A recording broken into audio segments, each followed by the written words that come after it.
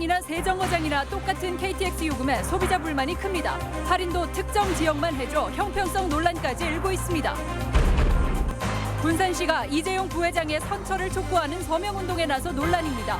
삼성 유치 때문이라지만 시민단체 반발이 거셉니다.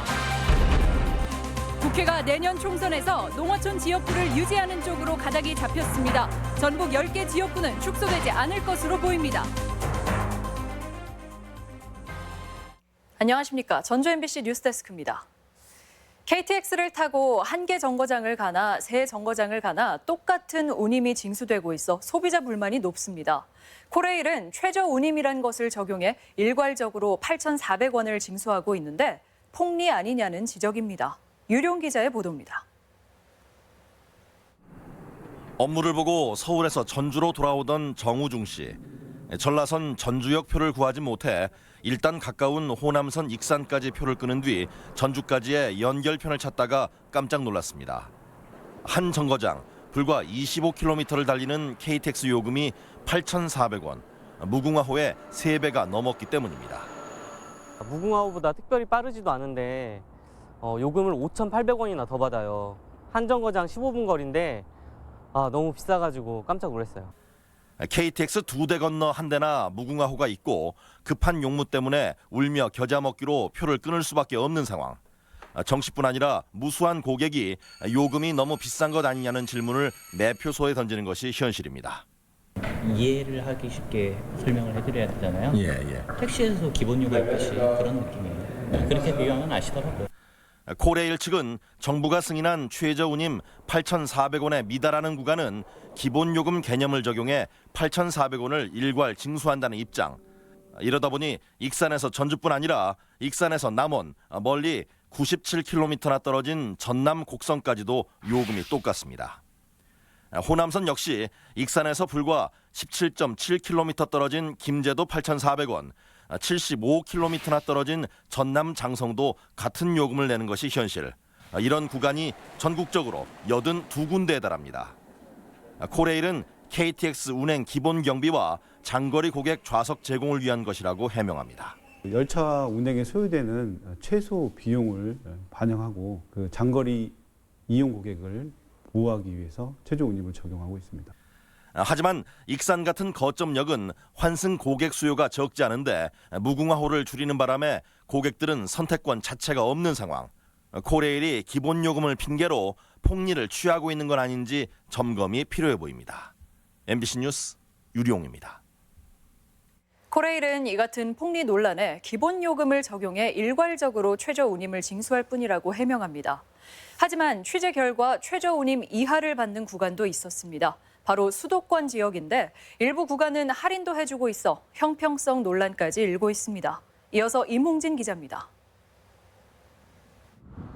경기도의 거점역인 KTX 광명역, 역 벽면에 KTX 운임 할인을 알리는 홍보 문구가 내걸려 있습니다. 광명역에서 용산역, 다시 용산역에서 행신역까지는 5,000원에 표를 구할 수 있다는 내용입니다. 최소 운임인 8,400원에서 40% 할인한 특가로 제공된 좌석입니다. 8,400원을 5,000원에 이용 가능한 건데요. 할인 승차권에 들어가셔서 상품명이 5,000원 특가로 예약해 주시면 돼요, 고객님. 코레일은 단거리 구간이라도 택시 기본요금처럼 최저 운임 8,400원을 적용한다고 밝혔지만 코레일 스스로 기준을 어기고 있는 셈입니다. 게다가 수도권에만 제공되는 특혜여서 형평성 논란과 함께 코레일이 결국 수익을 높이기 위해 최저 운임을 고집한다는 지적이 제기될 수밖에 없습니다.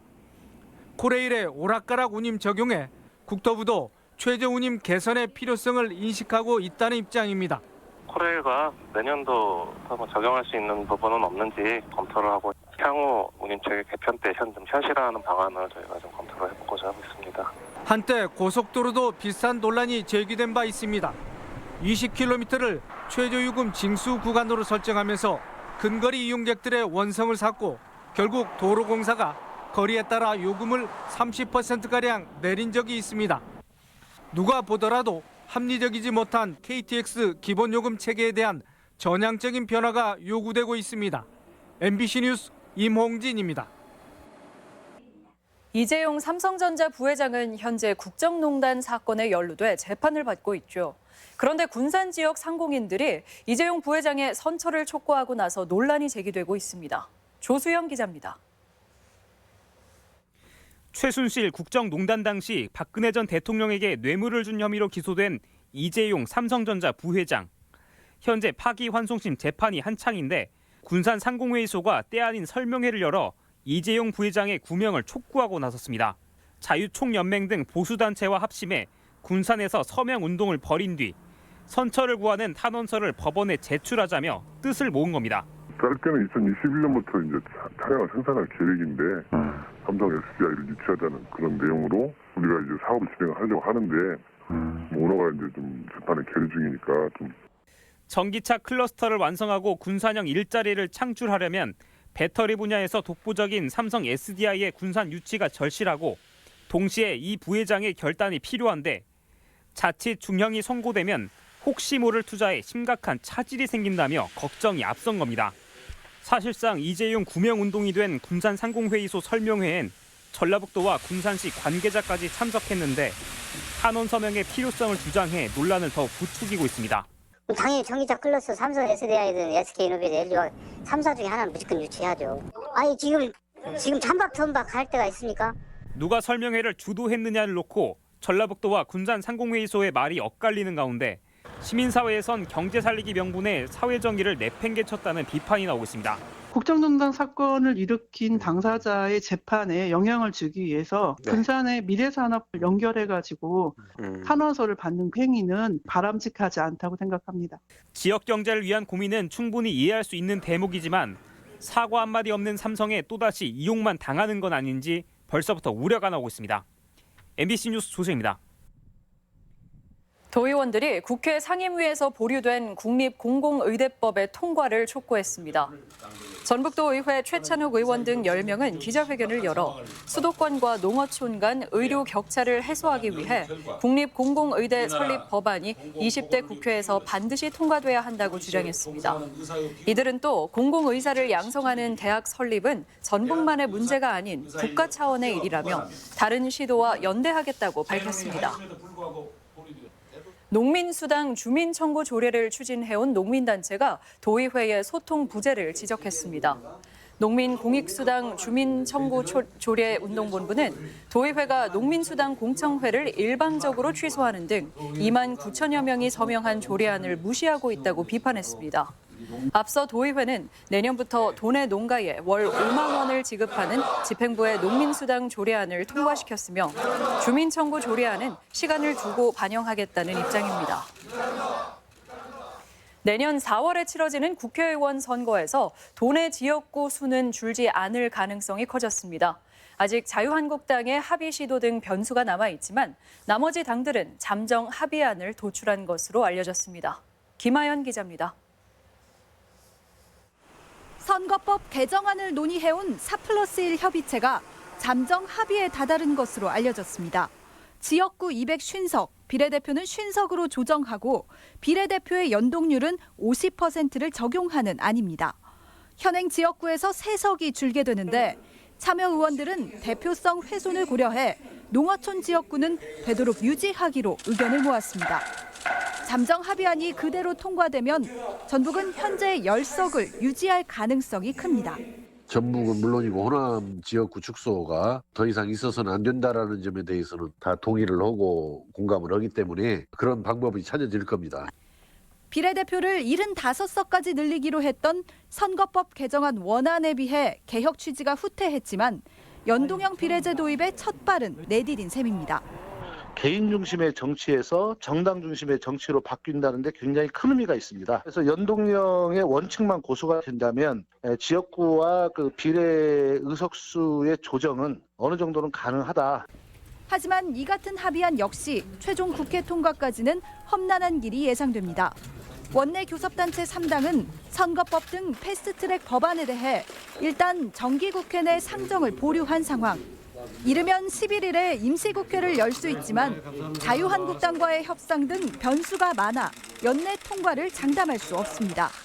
총선이 불과 4개월 앞으로 다가왔지만 여전히 지역구를 놓고도 이견을 좁히지 못하면서 석패율제 등 개혁 과제는 더더욱 속도를 내지 못하고 있습니다. MBC 뉴스 김아연입니다. 전북은행이 창립 50주년을 맞아 기념식을 열었습니다.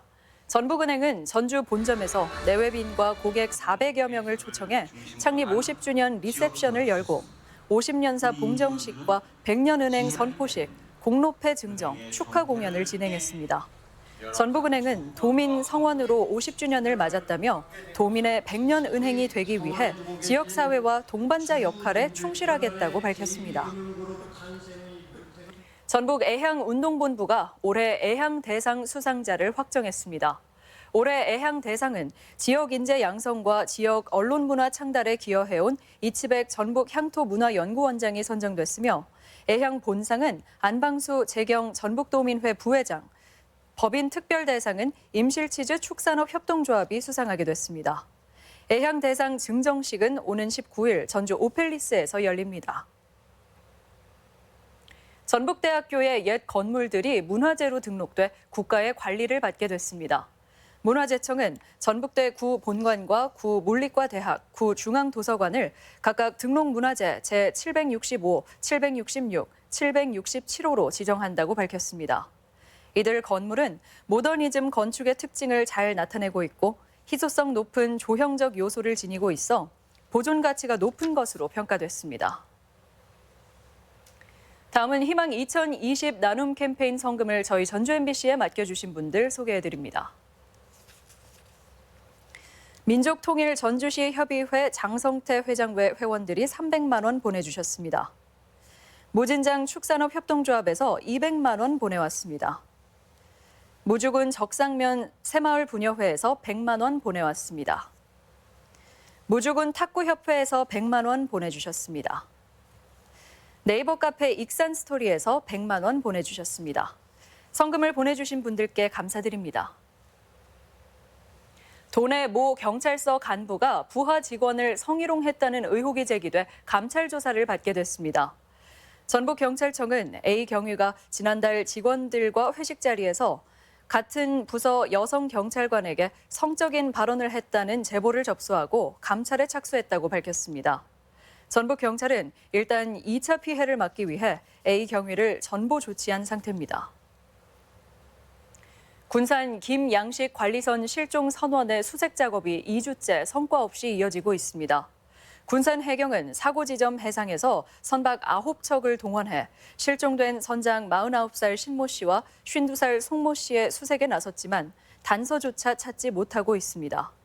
해경은 지난 주말 실종자 가족을 만나 위로하고 수색 작업을 이어갈지 의논했으며 이번 주 중에 종료 여부를 판단하기로 했습니다.